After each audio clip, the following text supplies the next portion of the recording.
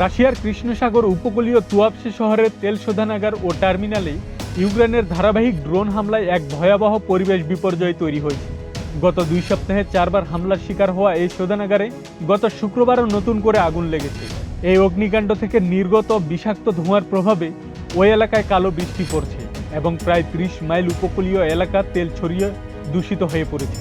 পরিবেশবাদীরা একে সোভিয়েত ইউনিয়নের পতনের পর রাশিয়ার অন্যতম ভয়াবহ পরিবেশগত বিপর্যয় হিসেবে বর্ণনা করেছে।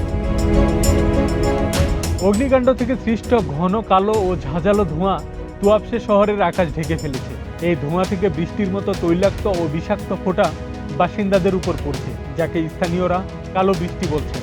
পরিবেশ রক্ষা গ্রুপ ইকো ডিফেন্সের প্রধান ভলোদিমির স্লিভিয়াক সতর্ক করে বলেছেন, বাতাসে ক্যান্সারের কারণ হতে পারে এমন বেনজিনের মতো ক্ষতিকর উপাদান মিশে গেছে। এটি জনস্বাস্থ্যের জন্য চরম ঝুঁকিপূর্ণ। দূষণের কারণে উপকূলীয় এলাকায় মৃত মাছ ও ডলফিন ভেসে আসতে দেখা গেছে। এদিকে অভিযোগ উঠেছে, এই বিপর্যয়ের তথ্য গোপন করতে ইন্টারনেট ও টেলিগ্রাম ব্যবহারে কড়াকড়ি আরোপ করেছে রুশ কর্তৃপক্ষ। আব্দুস সালাম, প্রজন্ম 24।